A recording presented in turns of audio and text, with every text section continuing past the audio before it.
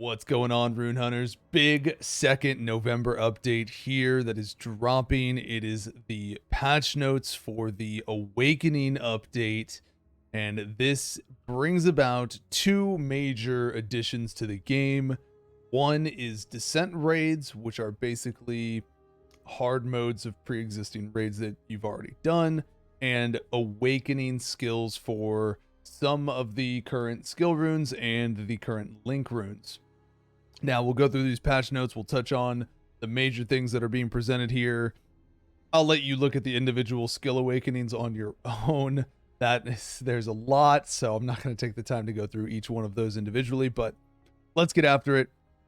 So the first thing in the main part of this update is the Descent raids. Descent raids are added. You can enter the new raid through each act town or recruitment board in Saludo. The Descent raid details, the required level for entering a Descent raid is level 80, okay? The only Descent raid that we are aware of at this time that we have is Ochogneal. Descent raid is special raid content that you can enter only at certain times of the day. Once the raid is available to enter, you can challenge the boss by either creating a raid or matchmaking. You can obtain a unique runestone, which is right here. Okay, so there's a new runestone added. Unique runestone once you defeat the Descent raid boss. The runestone that you obtain from Descent raid is level 100. So these are basically end game runestones that you're farming for, essentially. Okay, now don't worry too much about this. It says, it says you can only enter at certain times of the day. Matching ends in 21 hours and 9 minutes. It seems like the timing on it isn't going to be super restrictive, at least that we can see from what it shows here. But we'll wait till we're in game to see that. Shadow Mirror. Collect Shadow Mirror shards to complete the Shadow Mirror and receive rewards upon clearing the Descent raid. You can still defeat the boss without completing the Shadow Mirror, but you won't be able to receive the clear reward. Shadow Mirror shards can be obtained from the field or through Chaos Dungeon drops. You cannot obtain more Shadow Mirror shards once the Shadow Mirror is fully completed. So the Shadow Mirror is for these additional rewards that you get here. Defeating the Descent raid boss can award additional rewards such as the damage reward and the clear reward. Okay, so when it refers to the clear reward, this is what it's going to be referring to right here. Damage reward can be obtained by according to the highest record of total damage from the encounter, so DPS. And clear reward can be obtained by repeatedly defeating the Descent boss while the Shadow Mirror is complete. So completing your Shadow Mirror is important. But the clear rewards and the damage rewards, all these things, they have additional ways to get candors and gold and just a bunch of other additional currencies and materials that you would be able to get through other means. So it's just another additional source of rewards, including some new stuff that you can see is depicted here, which we'll get to later on. Runestone enchanting, which actually right now, you can obtain an essence that can change the slot position of a runestone. So as many of you know, when you have a runestone, it has a set location that the effect works on your rune board for where you slot your skill runes. And these runestone changes let you change the position randomly of where it will go. So if you have one of those runestones that has the skill effect you want on it, and it's just, stuck up in the upper left corner of your skill board and you just can't do anything with it because 3 of those spots are blocked off, you can use one of the runestone enchant, runestone essence changes, and it can move it, and it could move it to somewhere like in the middle, for all you know. But it could also just, again, move it up against the wall. So little bit of RNG there, of course, but at least we do have a way to change the runestone locations now. Runestone enchant feature can be found at Pauline. Precautions: announced contents and rewards can be changed or adjusted at a later date, so keep that in mind. Now, the big new system that is added is Rune Growth Engraving and Awakenings. The Rune Engraving and Awakening feature will be added. It can be found at Pauline. The categories Rune Engraving and Rune Awakening will be added to the Rune Growth menu. Rune Awakening stones, the items will be consumed upon Rune Awakening. Rune Engraving stone, item will be consumed upon Rune Engraving. Rune Engraving is a feature used to obtain Awakening stones and requires engraving stones. Skill Rune Engraving stones can be obtained by disassembling legendary skill runes. Link Rune Engraving stones can be obtained by disassembling legendary link runes. Existing unidentified fragment items will be changed into skill rune engraving stones, while unidentified piece items will be changed to link rune engraving stones. So if you look at the vendor right now, if you're at the blacksmith, it has the legendary icons that have the question marks. That's what those are. That's essentially what those are right now, those unidentified ones. You can register a level 30 legendary rune to add the rune's awakening option to the engraving stone. Each skill and link rune has its own awakening options, and a random awakening option will be engraved when performing rune engraving. So one of three. There are 3 possible awakening options on skills and link runes, and it will give you one of them. Okay, it is random.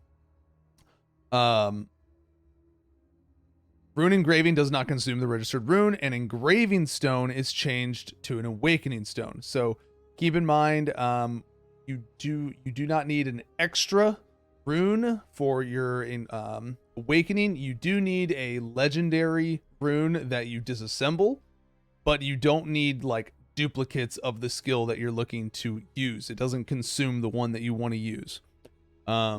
Awakening stones made from rune engraving are used for rune awakening. Crafted skill rune awakening stones can be traded on the auction house.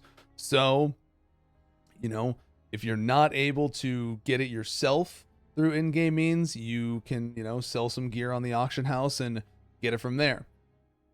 Guaranteed engravings. If you would like to guarantee an engraving effect, okay, so you don't want to, gamba it 1 out of 3 times, multiple times. There is a way to get a guaranteed engraving effect. A seal of engraving is required in order to select the awakening stone of your choice. Select a seal of engraving on the rune engraving screen and engrave the rune. This will consume 1 seal of engraving. All right. So what it says here, though, this is where it's a little bit different. It says that a seal of engraving can be obtained from Chaos Dungeons. So it's going to be added to the drop table. All right, so seals of engraving can be obtained by farming Chaos Dungeons. Don't know how that drop rate is going to actually turn out. Allegedly, from what everybody was told and there is on KR, there was an item in the guild shop that you were able to buy for 50,000 guild tokens that gave you a guaranteed seal of engraving as well. However, that is not anywhere in these patch notes. That being said, if you haven't spent your guild seals yet, hold on to them for right now, just in case it does come in the update and it's just not listed here in the notes. Check that guild vendor when the update does happen and, see if it is there. Otherwise, if it's not there, go ahead and spend your guild seals most likely, unless you just want to hold on to them for when they do add it, if they do add it. But for right now, they are saying the only way to obtain it is through drops from Chaos Dungeons, okay? Rune Awakening. Level 30 legendary runes can be given an awakening option using an exclusive Rune Awakening stone.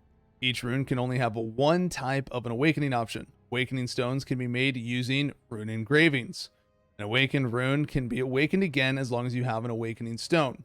Okay, so you can reawaken the skills as many times as you want in order to try and get the option that you want for it. Reawakening replaces the existing awakening option with the awakening option of the newly registered awakening stone.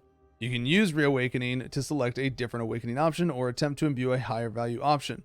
Awakened runes can no longer be selected to the rune transfer. So once you awaken a rune, you can no longer transfer that rune grade or links to another rune. So make sure it's on a skill that you are dedicated and committed to using. All right, so looking at it right now, This is going to be the list of all of the strength rune options, so you'll see the 3 different possibilities that you can get on each of the skill runes. I will let you go through and look at all of these on your own. But just for an example, using Frostwave, right? So one of the options, damage amp against enemies that are affected by a cold status, or damage amp against enemies that are not affected by cold status. So this actually just gives you % damage amp at all times with Frostwave, but it gives you a higher amount if you have the cold status application applied. One of the other additional options is +2 to the strike range count, so it would send out 2 additional waves. So you would have 3 frost waves that shoot out, and they would gain increased area damage and increased area of effect, so giving you a much larger area that frost wave affects. Or the third option, which gives you increased chill chance, increased freeze rate against chilled enemies, gain sharpness, which is the crit chance and crit damage modifier effect for 3 seconds upon inflicting a cold status effect. So those are the 3 possibilities for Frostwave. Just to give you an example, you can get one of these 3. Again, if you want to get a specific one, you need to use a guaranteed seal of engraving.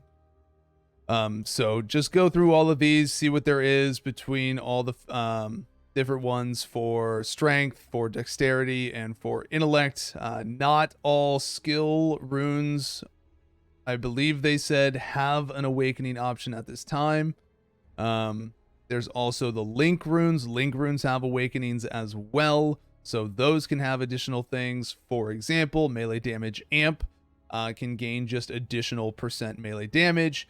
Can gain the ability to inflict dot damage over time, and can gain melee damage amp per 1 red link on the linked skill rune. So if you have a 5 link, 5 red link strength skill, okay, this would give you at max, or what it shows here, 2.5% damage amp increase. So that would be, another additional effect there. So it's just, chances for a little more additional juice out of your link runes. Nothing crazy though, but go through, see all those.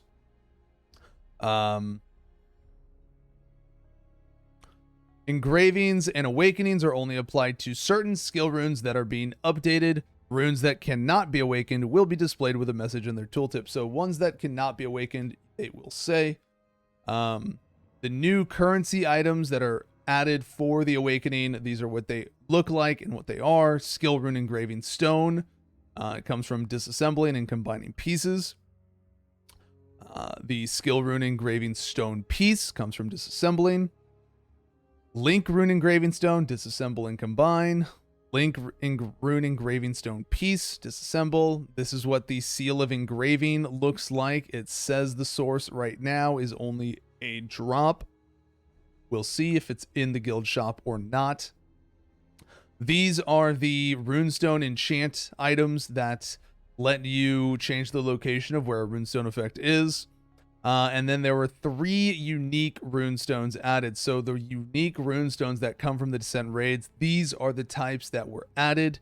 One for increasing the level of a skill rune, decreasing the resource cost when using a skill rune, and increased hit rate. I think we know which one everybody's going to go for. I think we all want the unique level increase on a skill. Just my guess. So that's the main content, additions, and whatnot for this update. The main juice of it. There are a few additional things coming with the update. A few new costumes, a few new portal effects and pets, and there is new cosmetic options being added as well. Sorry, still waking up. 2 new cosmetic options. Dash effects, so when you run, a trailing effect behind your character. All right, as you can see here, just a particle effect that is added behind your character as they run, and a footstep effect. So they've added footstep effects as well. So these are all 400 diamonds each, about $9. based on their diamond cost on the webs on their client. So about $9 for each of these, but you know, they've got some nice effects. Again, all the cosmetics that you unlock are across all your characters. So that is nice. So some nice cool effects that they've added for it, which are pretty sweet. Some additional events. There's going to be Black Friday events, some additional sales, Black Friday sale stuff. The Black Friday event will run for 3 weeks. It's a good way to get a lot of ore and guild tokens for it. During the event, discounts and event item sales will take place in the ore collector, Joyce's ore shop, as well as discounts in the guild shop. So there's in-game discount sales as well. There's going to be some Black Friday sale packages. What these entail right now, don't know. They are limited time offers, so you'll want to check those out once they're in. It does look like they are selling a Seal of Engraving bundle, so you can probably just directly buy a guaranteed Seal of Engraving. One of those things where, you know, it's unfortunate that they're allowing people to be able to just buy these options in order for expediting progression for whatever reason. But at the same time, at least silver lining, they're not selling anything that you can't get in game. It's not like you can't get Seal of Engravings through in-game means. Would just be nice if it also wasn't available as a monetary option, you know.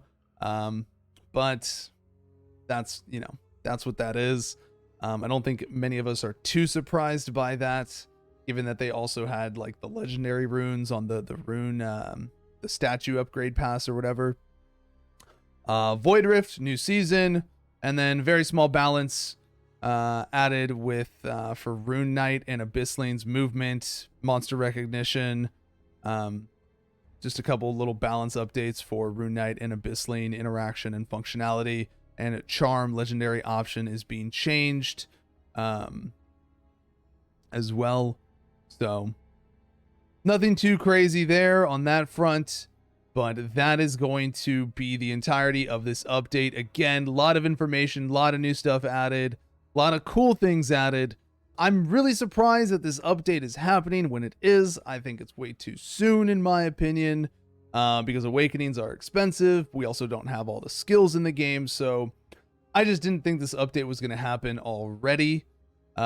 It's clearly definitely targeted at, you know, monetizing the current player base a little bit more, but it is what it is. That's gonna wrap up this update. Thank you all so much for watching. Let me know what you are looking forward to in the upcoming updates, as well as which skills you're looking to awaken and which effects you're looking to take for your engravings, and we will catch you in the next one. Have a good one and see you then.